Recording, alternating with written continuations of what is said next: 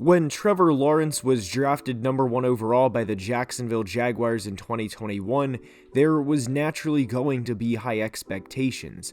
Not just because he was the number 1 overall pick, but because he had been one of the most highly touted prospects we've seen over the past 10 years, and a lot of analysts had dubbed him the best quarterback prospect since Andrew Luck came out in 2012.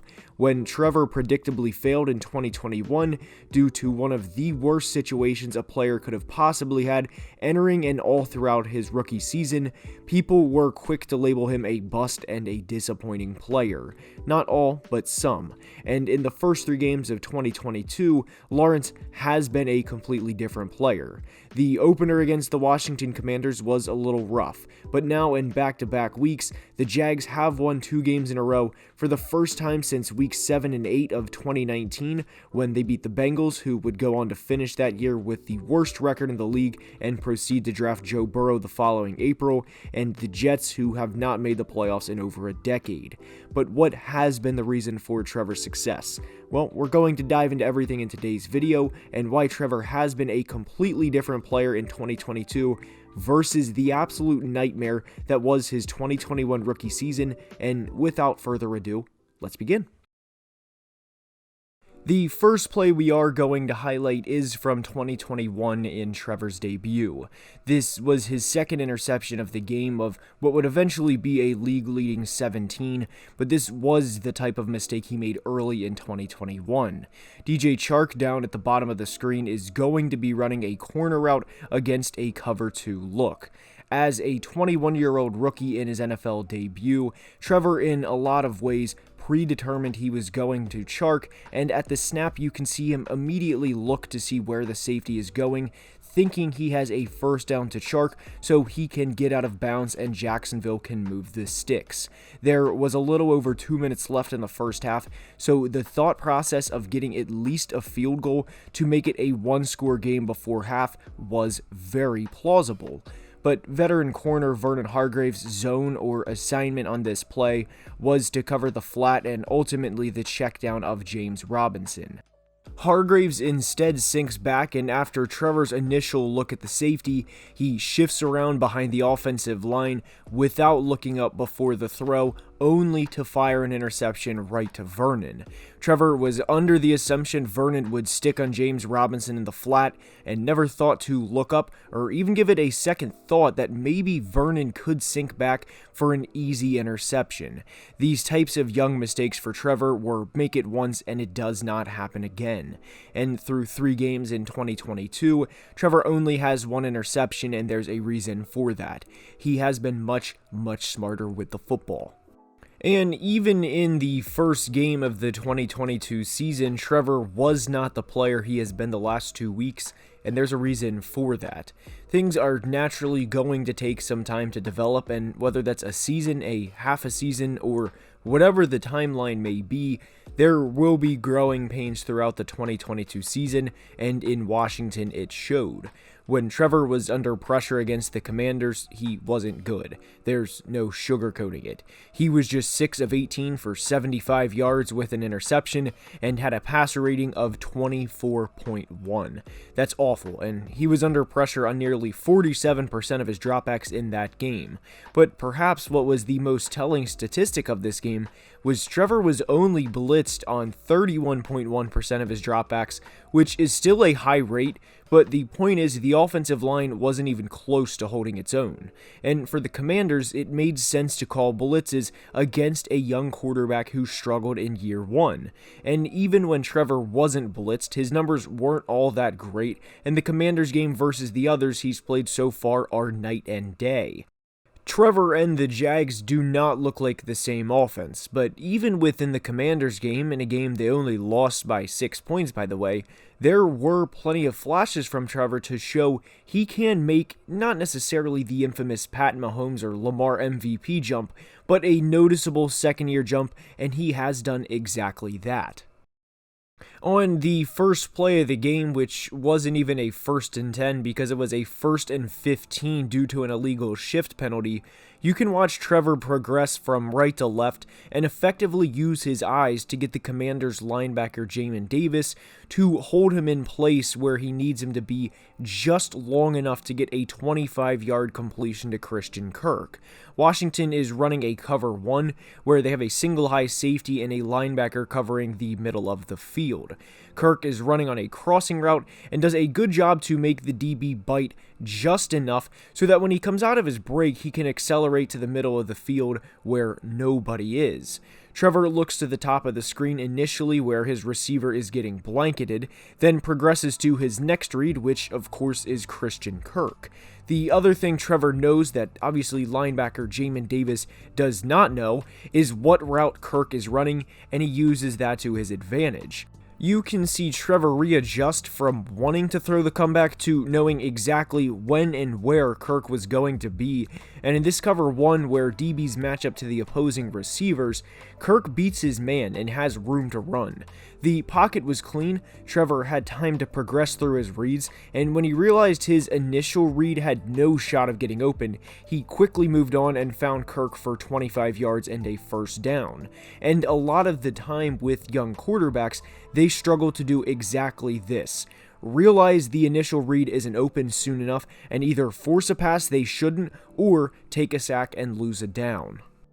And when the Jags shut out Indy in week 2, it wasn't just the defense that had a good day. Trevor went from a woeful 6 of 18 under pressure in week 1 to just 2 of 4 in week 2, meaning he was getting the ball out quick and the offensive line played a good game as well. Trevor was also blitzed 7 times against Indy compared to 14 times against Washington, and the results were very, very different. Against Washington, Trevor was just 5 of 14 for 62 yards when blitzed, with a passer rating of 50.3, while against Indy, he was a staggering 7 of 7 for 77 yards and a passer rating of 112.5, and believe it or not, the average time to throw was even less against Indy, with averaging just 2.16 seconds per dropback when blitzed versus an average of 2.43 seconds per dropback when blitzed against Washington. And what all of this means is while there were good plays against Washington, or flashes of what Trevor has been over the past 2 weeks, there were several plays where he was not great either. The biggest thing with week 2 was he was kept clean, meaning he was not under pressure on 27 of 31 dropbacks, which is absurd. Trevor was sacked twice in the opener and has not been sacked since, which also includes the Chargers game in week 3. The supporting cast difference between year 1 and year 2, where his second and third highest targeted receivers were Laviska Shenault and Laquan Treadwell, both of which are not on the team anymore, compared to Christian Kirk, Zay Jones, Marvin Jones, and a healthy Travis Etienne, is monumental.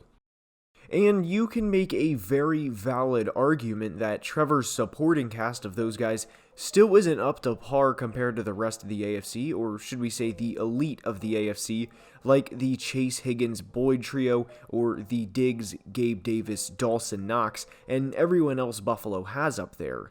But Trevor isn't just making do with these guys. He's succeeding in a big, big way. The Jags don't just have back-to-back wins. They have back-to-back 24-plus point wins, which is the first time this has happened since the year 2000 in weeks 14 when the Jags beat Cleveland 48-0 and Arizona in week 15 44-10. I went back through the history of the Jags, not thinking they would have ever had back-to-back 24-plus point wins, but they did over 20 years ago. That's how historic these last 2 games were for Jacksonville, not just from a young quarterback succeeding standpoint, but from a team success standpoint. Another reason why Trevor has been so successful this year is due in some part to Doug Peterson. The play calling Trevor had in his rookie season at times was downright atrocious, and for as good of a player as Trevor is, even he could not overcome bad coaching and a bad supporting cast. But on this 3rd and 6, Doug is going to call a screen to Travis Etienne, and this play develops beautifully for several reasons. Trevor has a receiver down at the bottom of the screen who is going to fake a deep route when in reality he's keeping the corner busy and away from the play. The 3 receivers at the top of the screen are also going to run crossing routes to occupy the defenders and to swing them or attempt to swing them to the other side of the field, away from the screen and Travis Etienne. And what's key in this is Trevor sells it as a dropback, where sometimes quarterbacks will let the defenders know right from the start it's a screenplay. Guard Brandon Scherf even engages with Chargers defensive lineman Jerry Tillery, then quickly moves on to lead the way for the screen. And for as good as Khalil Mack is, Trevor played this as good as it can get, because he dropped back initially and kind of faded towards Khalil's side, and you can see Khalil thinks he's going to have a sack. Look how wide of an angle Mack takes here, thinking he's going to get a patented strip sack, only for Trevor to dump it off to Travis Etienne before he can get there. This was also a brilliant call by Peterson, because he knows in this situation, Khalil Mack will want to get after Trevor to get a sack on 3rd down, and he uses Khalil's aggression against him. And the entire Chargers defense was fooled, because it almost looks like a movie when you see all of their heads turn like, oh shit, we had no idea this was coming, and Etienne is off to the races.